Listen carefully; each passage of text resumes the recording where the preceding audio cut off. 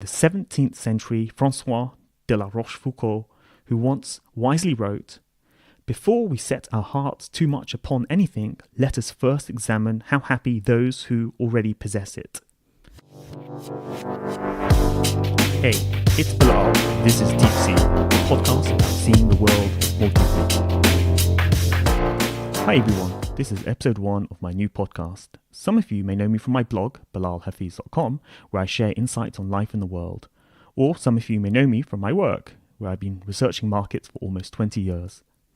But I felt it was time to take the leap to podcasting, not least because I love listening to podcasts myself, and also because many prefer to listen than to read.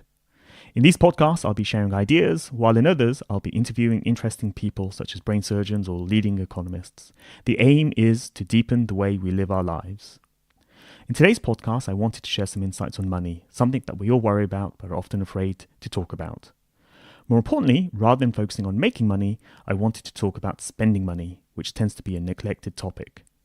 Yet there's been some really good research in this space which comes to concrete conclusions which makes a lot of sense.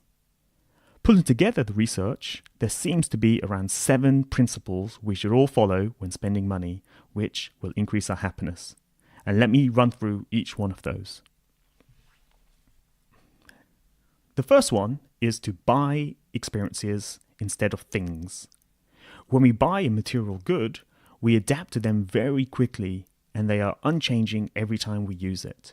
Experiences, on the other hand, are constantly changing, so have that novelty factor and are unique.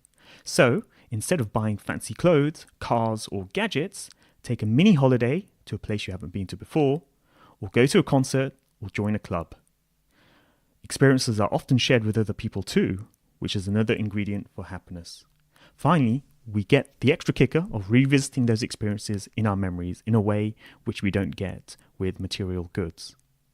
Number 2, use money to help others rather than ourselves. We humans are social animals. We crave connection. So anything that increases social bonds increases our happiness. It's in our DNA. Perhaps one of the most powerful ways of doing this is spending money on others. So think about helping someone at a time of financial need, or know the hobbies of your friends and buy something they've been eyeing to further their hobby. And of course, find a charity you like and donate to it. In fact, something I like to do is to set aside a budget every year to help others. Number 3, buy many small pleasures instead of a few big ones. Happiness is more linked to frequency rather than intensity. So, research shows that small, regular pleasures will give you much more overall happiness. Number 4, pay now, consume later. Society tells us to consume now and pay later, but that's the perfect recipe for racking up debts.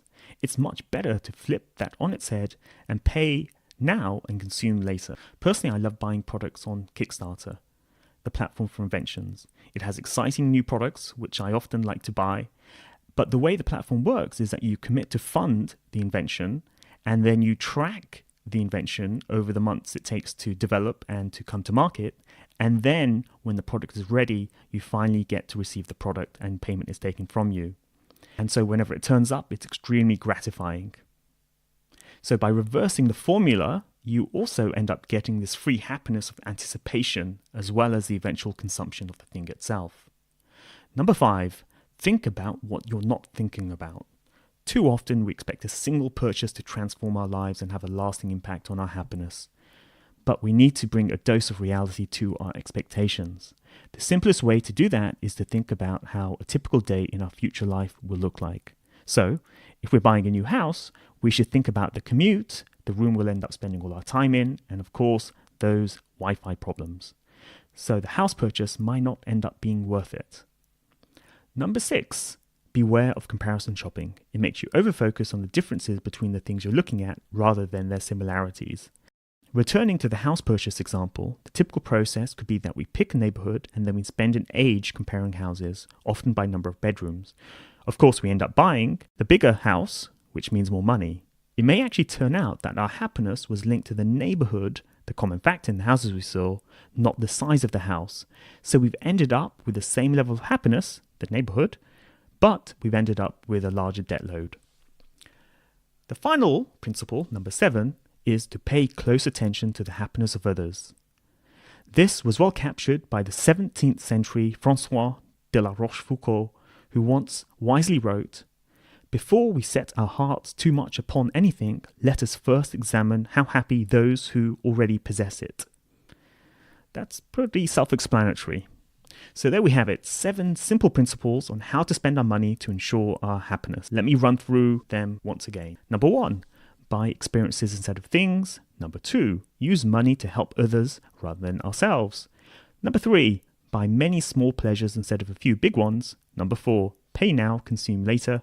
Number 5, think about what you're not thinking about. Number 6, beware of comparison shopping. And number 7, pay close attention to the happiness of others. Thanks for listening. That's it for the episode. You can get more details in the show notes, which can be found on my blog, bilalhafiz.com. Please tell a friend about the podcast, leave a rating on iTunes, Stitcher, Spotify, or wherever you go for your podcast. And you can follow me on Twitter, bilalhafiz123, Facebook, or on my blog. I'll be back soon, and tune in then.